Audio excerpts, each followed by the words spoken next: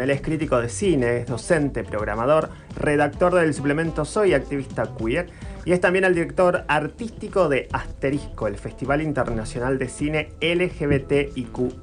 Hoy en Feria de Besos conversamos con Diego Trerótola. Bienvenido y buenas tardes, Diego. ¿Cómo estás?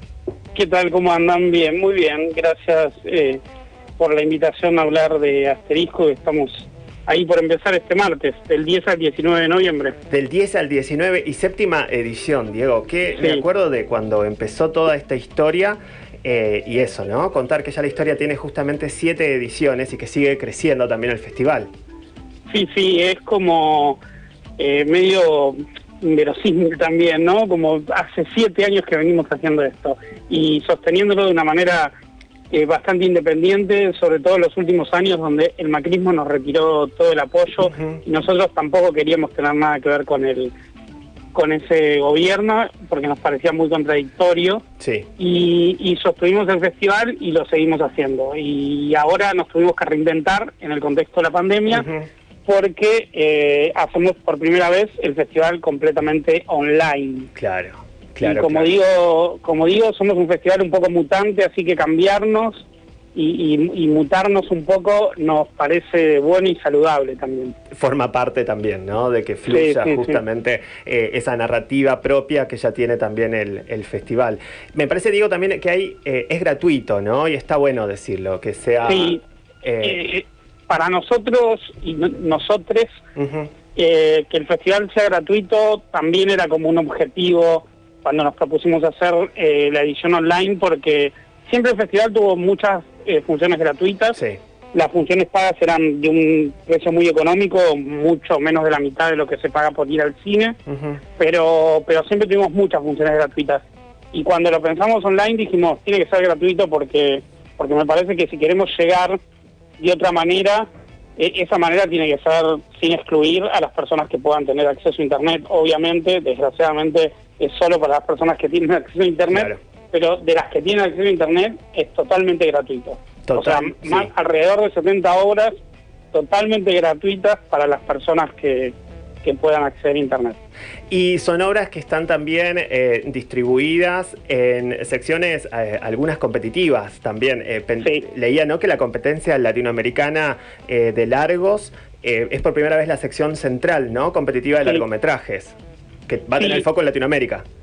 Claro, por primera vez nos dimos cuenta que el cine latinoamericano estaba como produciendo una serie de películas que nos hacían temblar un poco y nos gusta mucho el cine que nos hace temblar. Claro. Que nos hace temblar quiere decir que nos hace gozar el temblor orgásmico, pero también nos hace temblar porque nos conmociona en un sentido de que quizás algunas de las certezas o algunos de los lugares que ya conocíamos se muestran de una manera como nueva, inédita y que rompe un poco con los lugares comunes para representar la diversidad. Entonces, bueno, cuando vimos el panorama, vimos el cine internacional que se estaba haciendo, y nos dimos cuenta que en Latinoamérica había algo nuevo y dijimos, bueno, vamos a poner una sección competitiva de largometrajes por primera vez latinoamericana, porque hay una cosa muy territorial también en las películas, ¿no? Porque la podríamos llamar internacional, porque de hecho lo es. Sí. Pero hay algo muy latinoamericano que queríamos destacar.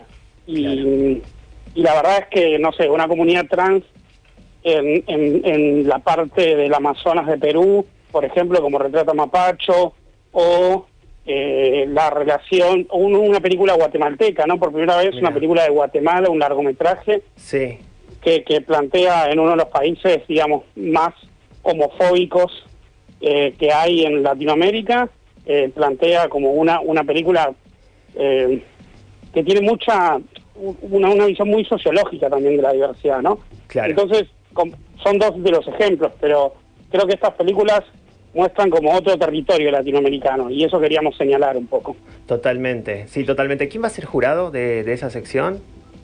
De la sección de largometrajes va a estar Vanessa Ragone, la productora, que es una de las ganadoras del Oscar por El secreto de sus ojos, y ahora está por estrenar en Netflix una serie basada en el crimen de María Marta García del Sunce, Está Alberto Fuguet, que es un escritor y cineasta chileno. Es un escritor y cineasta chileno que también participó con películas en varias ediciones del festival que viene haciendo, y este año lo invitamos como jurado, y Sole Otero, que es la tercera persona que integra el jurado, es una historietista e ilustradora argentina que ahora vive en Francia, que ganó el premio, uno de los premios más importantes de narrativa, de narración gráfica el año pasado en España, y que su novela se va a editar durante el festival. Ahí va, mira. Que se llama Naftalina. Ajá. Es una novela muy interesante, una novela gráfica muy interesante que narra también una historia muy autobiográfica y la relación con un familiar que tuvo siempre que reprimir su orientación sexual. Entonces, y bueno, y ella tiene todas unas narraciones queer en otras novelas gráficas. Nos parecía además que el jurado representaba un poco el espíritu de Asterisco, ¿no? Eso. Y también pasa algo, ¿no? Con justamente las secciones, ¿no? En Asterisco, que hablan que también ya tienen como su impronta, ¿no? Sus propias identidades. Pienso en La piel que habito. Y está esto, lo del monstruo homoerótico. Y leía que esta sección, que es histórica del festival, vuelve a estar en el festival, pero para pensar el cine de género en contra de las políticas de cancelación, y acá me parece que toma, ¿no? Como un dato de las discusiones actuales, y que están una vez más atravesando la decisión artística de formar la programación del festival, ¿no? Sí, para nosotros es importante, para nosotros es importante que un festival también tenga una intervención sobre el presente, sobre el cine del presente. Me parece que la discusión sobre la cancelación es una discusión muy importante. Hay muchas personas que hicieron contribuciones fundamentales a la historia del cine, que se empieza a pensar en que las películas que hicieron y demás no se pueden ver por alguna cuestión ideológica y demás.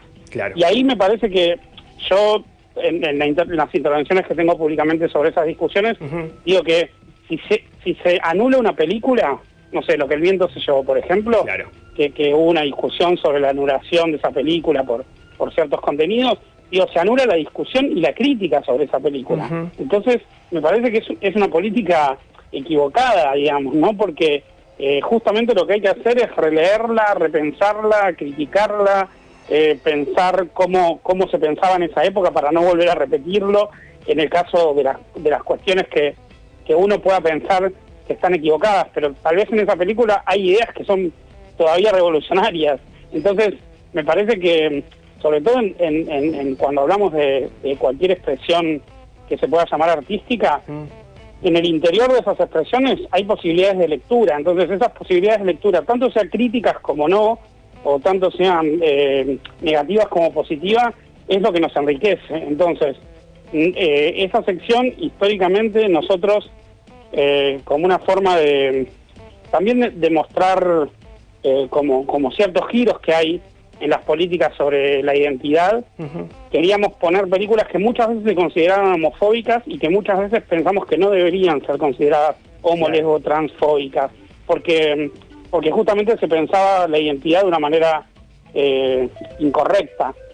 Somos criticados por muchas veces por películas que pusimos en Asterisco, porque mucha gente dice, no, pero esa película retrata, por ejemplo, no sé, a las personas homosexuales como monstruos. Y para el festival muchas veces el monstruo puede ser erótico, porque tampoco las identidades excluyen lo monstruoso, capaz que lo incorporan como una forma de lo erótico, ¿no? Hay otras corporalidades, otras formas de ser que muchas veces defendemos y que nos parecen que no tienen que ser hegemónicas. Claro. Entonces, esa sección trabaja sobre esa idea y trabaja en contra de esas políticas de la cancelación. Sí, totalmente y clarísimo, Diego. Bueno, hoy es un sábado de esos sábados que, bueno, en lo que pasa solamente una vez al año, ¿no? Hoy justamente ocurrirá la marcha del orgullo. Leía que vos participás de las marchas de 1997 y y durante casi 20 años estuviste al frente del escenario, ¿no? De esa plaza, Sí. de esa plaza histórica. A mí me pasa que yo no soy de Buenos Aires, llegué hace unos 10 años y la primera marcha, ese primer año que llegué, una de las imágenes que me he llevado de la marcha es de vos ahí gritando los abucheos, ¿no? De acuerdo, y ahí de haberte leído, pero bueno, de escuchar la voz ahí gritando la bronca. Sí, sí, muchos años elegí ese momento de Plaza Congreso, Sí. al final de la marcha, de gritar los abucheos, porque bueno, también era una forma de... Yo tengo un vozarrón y Claro. cuando hablo a veces grito, entonces me elegían también a mí y me dejaban ahí al frente de muchos abucheos, a Macri, Sí. mucho antes que sea presidente, y a muchas personas, digamos, ¿no? Que hemos abucheado en todos estos años y que seguimos abucheando a muchas, por ejemplo a Macri. Totalmente. Entonces, sí, gracias por ese recuerdo, porque a mí, nada, como muchas de las cosas que hice para las marchas, que fueron muchas, yo cuando dije al frente del escenario, también me refería al escenario de Plaza de Mayo, donde tocaban bandas y había toda una serie de shows artísticos, y después el escenario de Congreso también formaba parte, no sé, me acuerdo momentos históricos, por ejemplo, que cuando se volvieron a juntar viuda e hija de rock and roll, que tocaron en la marcha y cerraron la marcha y las presenté, y ellas estaban conmovidas porque el discurso que yo había escrito para presentarlas Sí. tenía que ver con reivindicar su rol dentro de el rock machista de los 80 y demás. Entonces, como que hay muchas cosas que pasaron en la marcha que son muy significativas para mí y para toda la sociedad argentina, digamos, ¿no?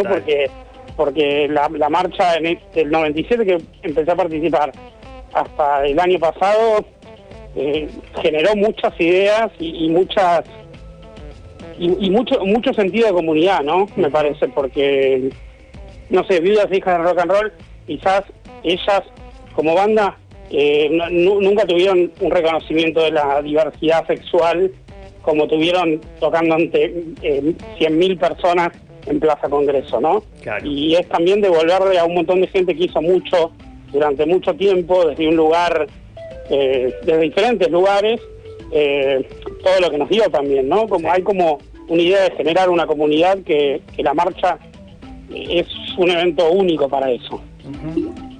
Clarísimo, clarísimo. Bueno, Diego, la verdad que es de mucho placer conversar con vos. No queríamos dejar de mencionar, de celebrar, de invitar esto, bueno, lo que vos también lo decías en estos días, ¿no? La lucha no es virtual, solamente la marcha. La marcha en este año será virtual.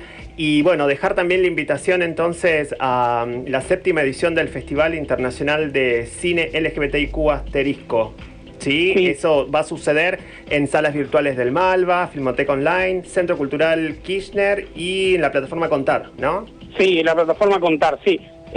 Vamos a tener diferentes lugares porque además Asterisco es un lugar que es un festival que transita por distintos lugares y siempre tuvimos muchas salas y excelentes espacios porque creemos que hay que generar circuitos y no lugares estancos o lugares únicos. Por eso está el Malva y está la plataforma Contar y está el Centro Cultural Kirchner, lugares que nos representan pero que son muy distintos entre sí, y eso es importante porque la diversidad se tiene que sostener hasta las últimas consecuencias.